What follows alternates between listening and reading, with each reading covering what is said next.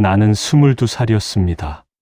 함경북도 온성군 작은 산촌 마을, 그곳에서 나고 자란 님철수, 바로 저였습니다. 아버지는 생전에 한 가지 말씀만 달고 사셨습니다. 철수야, 폭풍 군단은 세계 최강이다. 절대 잊지 마라. 그 말씀을 들을 때마다 가슴이 뜨거워졌습니다. 아버지의 목소리엔 확신이 담겨 있었고 나는 그 확신을 진실로 받아들였습니다. 그래서였을까요? 나는 어린 시절부터 단 하나의 꿈만 꿨습니다. 폭풍 군단에 들어가는 것. 그것만이 내 인생의 유일한 목표였습니다. 영양 상태는 좋지 않았습니다. 키도 작았고 체격도 빈약했습니다. 하지만 근성만큼은, 버티는 힘만큼은 누구에게도 지지 않았습니다. 훈련소에서 지도원이 외쳤습니다. 폭풍군단 정예주 선발, 님철수. 그 순간 온 세상이 멈춘 것 같았습니다. 아버지, 해냈습니다. 제가 해냈습니다. 나는 무적의 병사가 된 겁니다. 세계 최강의 군단에 선발된 그 누구도 꺾을 수 없는 전사 말입니다. 동기들이 축하한다며 어깨를 두드렸지만 나는 그저 멍하니 하늘을 바라봤습니다. 이제 시작이다. 진짜 강한 병사가 되는 건 이제부터다. 그날 밤 나는 잠들지 못했습니다.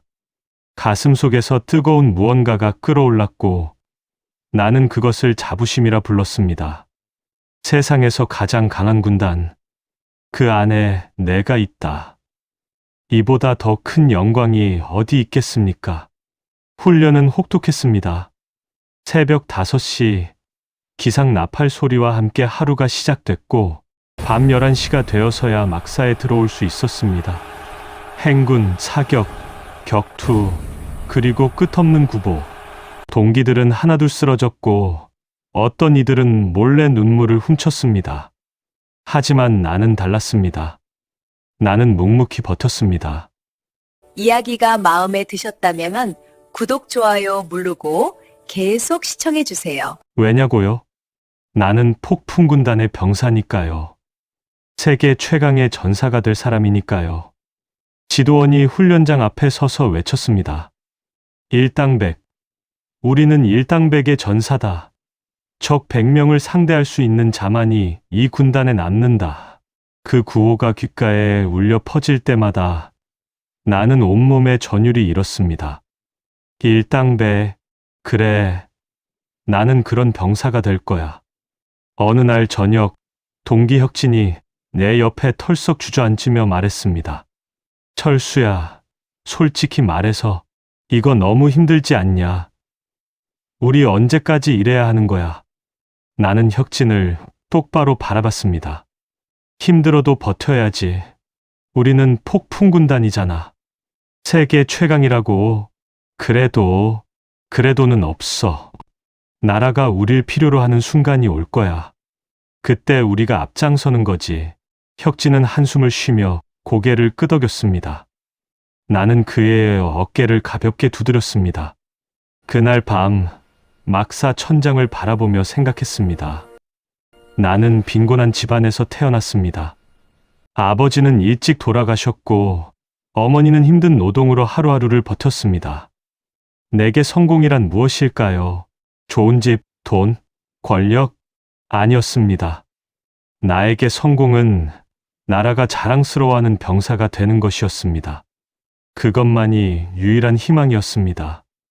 언젠가 전쟁이 일어나면 나는 앞장설 겁니다. 적들을 물리치고 승리를 가져올 겁니다. 그것이 내 꿈이었습니다. 그것이 내 전부였습니다. 나는 눈을 감으며 다짐했습니다. 진짜 강한 병사, 그게 바로 나, 님철수다. 그날은 갑작스럽게 찾아왔습니다. 아침 조회 시간, 중대장이 단상에 올라 명단을 읽기 시작했습니다. 특별 해외 파견 명단을 발표한다. 님철수, 박혁진, 김성호, 해외 파견. 그 단어가 귓가에 울려 퍼지는 순간 주변이 술렁이기 시작했습니다. 야, 해외 파견이래. 우리가 세계로 나가는 거야. 이거 완전 영광 아니야. 선택받은 거라고. 동기들은 들떠 있었습니다. 모두가 영광이라며 떠들썩했습니다. 하지만 이상했습니다. 어디로 가는지, 무엇을 하는지 아무도 제대로 아는 사람이 없었습니다. 혁진이 내게 다가와 물었습니다. 철수야, 우리 어디로 가는 거래? 러시아, 중국? 모르겠어. 아무 말도 없잖아. 그래도 뭐, 해외 나가는 거잖아. 멋지지 않냐? 나는 대답 대신 고개만 끄덕였습니다. 이틀 후, 우리는 비행기에 올랐습니다. 나는 풀어져 있던 군복을 여미고 창밖을 바라봤습니다. 구름 위를 나는 건 처음이었습니다. 세계 최강의 폭풍군단이 세계로 나간다. 그렇게 믿고 싶었습니다. 러시아에 도착했습니다. 공항을 벗어나자마자 낯선 분위기가 우리를 감쌌습니다. 러시아 군인들은 우리를 보며 무표정한 얼굴로 지시만 내렸습니다. 저기, 저 사람들 왜 저렇게 차갑게 대하는 거야? 모르겠어. 그냥 뭔가 이상하네. 그리고 며칠 후 우리는 다시 트럭에 실렸습니다. 어디로 가는지도 모른 채 그저 명령을 따를 뿐이었습니다. 트럭이 멈췄을 때 지도원이 말했습니다. 여기가 우크라이나 전선이다.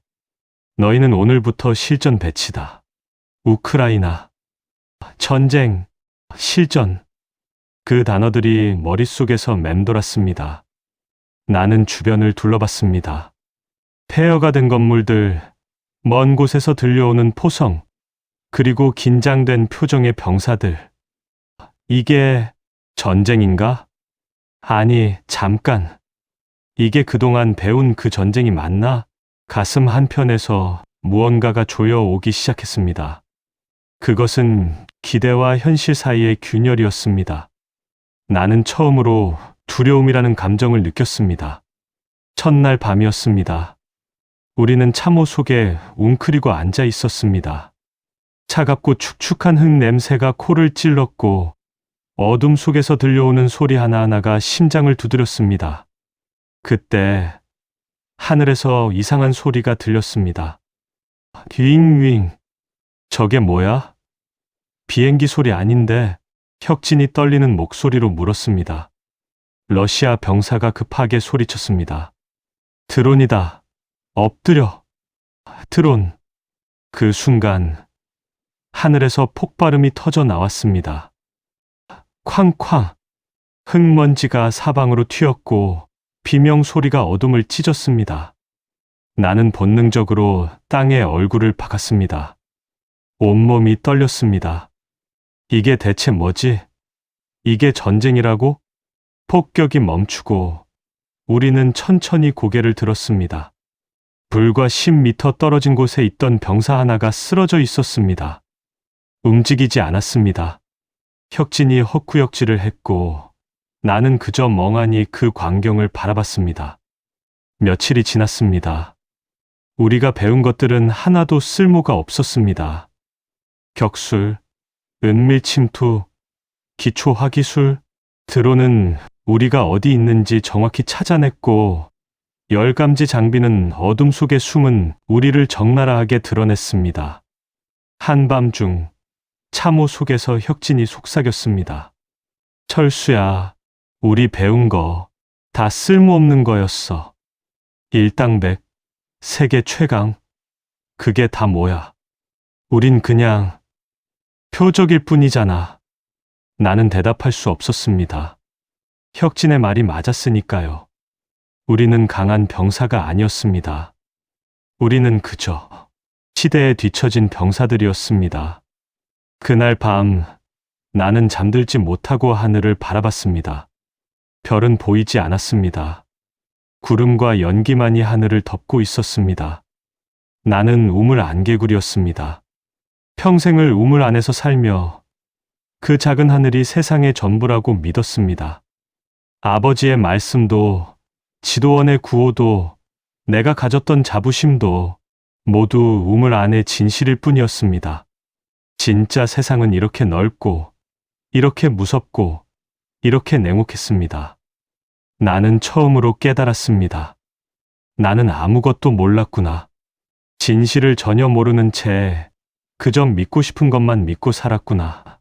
그 깨달음은 칼처럼 날카로웠고 가슴 깊은 곳을 처절하게 찔렀습니다. 열흘째 되던 날이었습니다. 우리는 전선 최전방으로 배치되었습니다. 참호는 더 좁아졌고 포성은 더 가까워졌습니다. 혁진은 내 옆에 붙어 앉아 있었습니다. 그의 손은 총을 쥐고 있었지만 계속 떨리고 있었습니다. 철수야, 우리 살아서 돌아갈 수 있을까? 당연하지. 우린 버텨왔잖아. 그래, 그래야지. 혁진은 억지로 웃음을 지었습니다. 하지만 그 웃음은 금방 사라졌습니다. 오후 4시쯤이었을까요? 하늘에서 다시 그 소리가 들렸습니다. 윙윙윙. 드론이다. 엎드려. 누군가 소리쳤고 우리는 일제히 땅에 몸을 던졌습니다. 하지만 혁진은 늦었습니다. 그는 총을 챙기려다 한 발 늦게 몸을 숙였습니다. 그 한 발, 단 한 발의 차이가 모든 것을 갈랐습니다. 쾅! 폭발음과 함께 혁진이 있던 자리에서 흙먼지가 치솟았습니다. 혁진아, 혁진아. 나는 비명을 지르며 그에게 달려갔습니다. 하지만 혁진은 이미 움직이지 않았습니다. 눈은 허공을 바라보고 있었고 입은 반쯤 열려 있었습니다. 혁진아, 이봐. 정신 차려. 야. 아무 소용 없었습니다. 내 손은 그의 군복을 붙잡고 있었지만 그는 이미 멀리 가버렸습니다. 나는 그 자리에 무릎을 꿇었습니다. 충격, 공포, 절망, 모든 감정이 한꺼번에 밀려왔습니다. 그때 또다시 드론 소리가 들렸습니다. 윙! 나는 본능적으로 몸을 땅에 박았습니다. 혁진의 시신을 뒤로 한 채 나는 살기 위해 기어갔습니다. 미안해, 혁진아. 나는 살아야 해. 그날 밤 참호 구석에 웅크리고 앉아 있었습니다. 손은 여전히 떨렸고 귀에서는 혁진의 목소리가 맴돌았습니다. 철수야, 우리 살아서 돌아갈 수 있을까?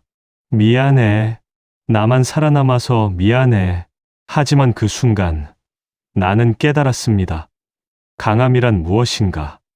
그것은 내가 얼마나 오래 버티느냐가 아니었습니다. 그것은 내가 얼마나 용감하냐도 아니었습니다. 강함은 얼마나 겸손하게 살아남느냐에 달려 있었습니다. 자존심을 버리고 무릎을 꿇고 흙을 파먹으면서라도 살아남는 것, 그것이 진짜 전쟁에서 배운 진짜 강함이었습니다. 나는 눈을 감았습니다. 혁진아, 나는 살아남을 거야. 내 목까지. 한 달이 지났습니다. 우리 중대는 절반도 남지 않았습니다. 처음 함께 왔던 동기들, 그들의 얼굴이 하나씩 사라져갔습니다. 성우는 지뢰를 밟았고 광철이는 포격에 당했습니다. 명수는 어느 날 참호에서 나갔다가 돌아오지 않았습니다. 그리고 혁진, 나는 살아남았습니다. 왜인지는 모르겠습니다. 운이 좋았을까요? 아니면 비겁했을까요? 어쨌든 나는 살아 있었습니다. 하지만 살아있다는 것이 기쁘지 않았습니다. 밤이 되면 악몽이 찾아왔습니다. 윙윙. 드론 소리가 귓가에 울렸고 혁진의 얼굴이 눈앞에 떠올랐습니다. 철수야, 왜 나만 두고 갔어? 미안해, 미안해. 나는 비명을 지르며 깼습니다. 식은땀이 온몸을 적셨고 심장은 미친 듯이 뛰었습니다. 참호 안, 다른 병사들은 지친 얼굴로 나를 바라봤습니다. 또 악몽이야? 그냥 좀 쉬게. 나는 벽에 등을 기대고 무릎을 껴안았습니다. 손은 멈추지 않고 떨렸습니다. 총을 잡아도 밥을 먹어도 물을 마셔도 손은 계속 떨렸습니다. 어느 날 러시아 지휘관이 우리를 불렀습니다. 너희는 이번 주 안에 후방으로 복귀한다. 후방, 복귀. 그 말을 듣는 순간 주변 병사들은 안도의 한숨을 내쉬었습니다. 하지만 나는 아무 감정도 느껴지지 않았습니다. 기쁨도 안도도 없었습니다. 그저 텅 빈 것 같았습니다. 돌아간다고? 어디로? 혁진도 없는 곳으로? 성호도 광철이도 명수도 없는 곳으로? 트럭에 올라탔을 때 나는 뒤를 돌아봤습니다. 폐허가 된 전장, 피와 흙이 뒤섞인 참호, 그리고 그곳에 묻힌 수많은 이름들. 왜 나는 살아남았을까? 왜 나만? 그 질문은 답이 없었습니다. 그리고 그 질문은 나를 끊임없이 괴롭혔습니다. 트럭이 움직이기 시작했습니다. 나는 떨리는 손을 주먹으로 쥐었습니다.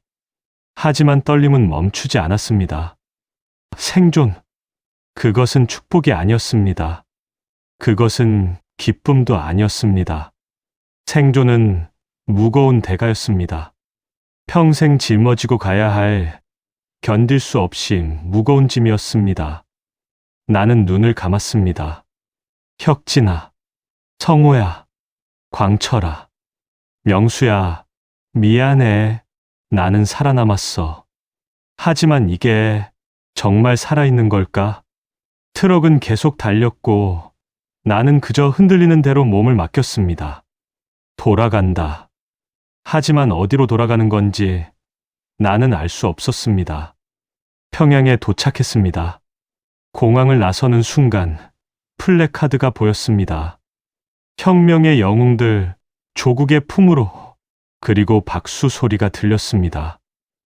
짝짝짝 지도원들이 앞에 서서 외쳤습니다. 영웅들이 돌아왔다. 위대한 폭풍군단의 전사들이 돌아왔다. 영웅. 그 단어가 귓가에 울렸지만 나는 아무 감정도 느낄 수 없었습니다. 옆에 서 있던 병사가 어색하게 웃으며 손을 흔들었습니다. 하지만 그의 눈빛은 텅 비어 있었습니다. 나도 마찬가지였습니다. 우리는 영웅이 아니었습니다. 우리는 그저 살아남은 자들이었습니다. 환영식이 열렸습니다. 단상 위에서 간부가 연설했습니다.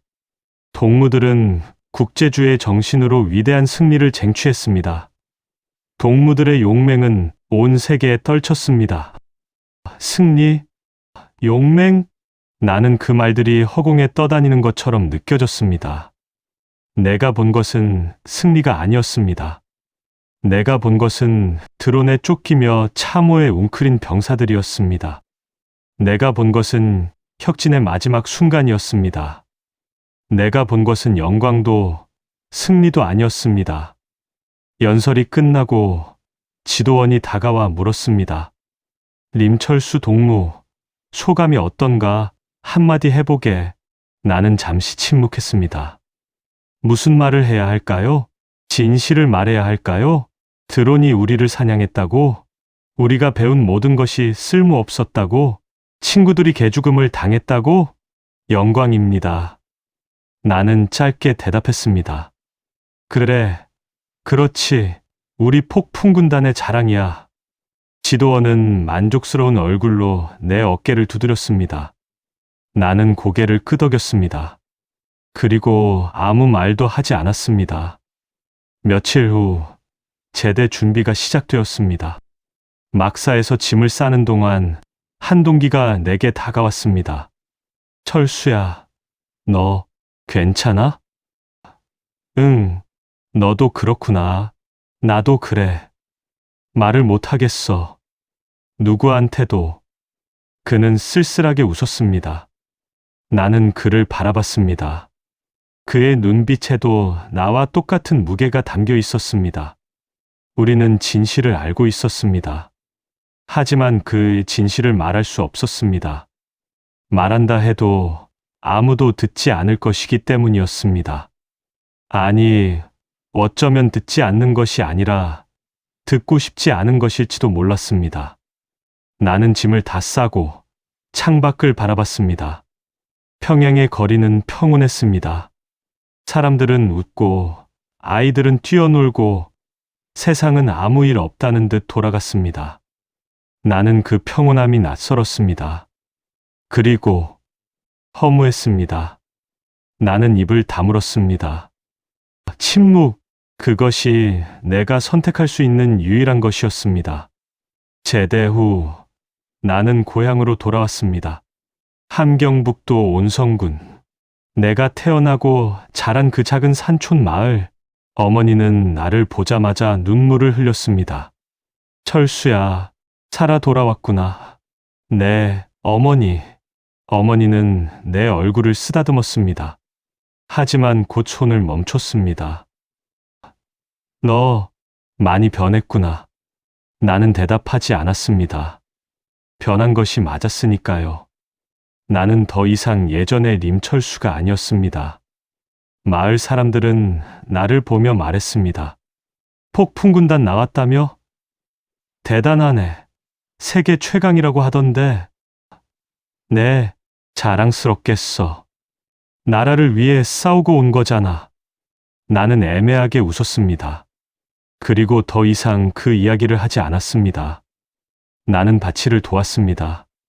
아침 일찍 일어나 삽을 들고 땅을 파고 씨앗을 심었습니다. 단순한 일이었습니다. 하지만 그 단순함이 나를 조금씩 치유했습니다. 흙을 만지는 동안 나는 생각했습니다. 전쟁터에서 나는 죽음만 봤습니다. 하지만 여기 이 밭에서는 생명이 자라고 있었습니다. 작은 싹이 돋아나고 시간이 지나면 열매를 맺었습니다. 그것이 진짜 세상이었습니다. 어느 날 저녁, 마을 청년 하나가 내게 다가왔습니다. 형님, 저도 군대 가려고 하는데요. 폭풍군단 어때요? 정말 세계 최강이에요. 나는 그를 바라봤습니다. 그의 눈빛에는 예전의 나와 똑같은 열정이 담겨 있었습니다. 나는 잠시 망설였습니다. 뭐라고 말해야 할까요? 진실을 말해야 할까요? 아니면 그가 믿고 싶은 것을 믿게 내버려 둬야 할까요? 세상이란 게 말이야. 나는 천천히 입을 열었습니다. 우물 밖에 나가야 보이더라. 네? 그게 무슨 말씀이세요? 그냥 내가 직접 보고 느껴봐. 그래야 알게 될 거야. 청년은 고개를 갸우뚱했지만 곧 고개를 끄덕이며 돌아갔습니다. 나는 하늘을 바라봤습니다. 별이 보였습니다. 전쟁터에서는 보지 못했던 맑고 조용한 별들. 나는 더 이상 무적이라는 말에 울컥하지 않았습니다. 나는 더 이상 세계 최강이라는 말을 믿지 않았습니다. 하지만 나는 살아 있었습니다. 그리고 조금씩, 아주 조금씩 세상을 새롭게 배우고 있었습니다. 혁진아, 너는 못 봤지만 나는 이렇게 살아가고 있어. 내가 보고 싶어 했던 고향 하늘, 이렇게 아름답더라. 나는 눈을 감았습니다. 바람이 불어왔고 그 바람은 따뜻했습니다. 폭풍군단의 병사 림철수는 죽었습니다. 하지만 림철수라는 사람은 여전히 살아 있었습니다. 그리고 그는 이제 진짜 세상을 배우며 살아가고 있었습니다. 천천히, 조용히, 하지만 확실하게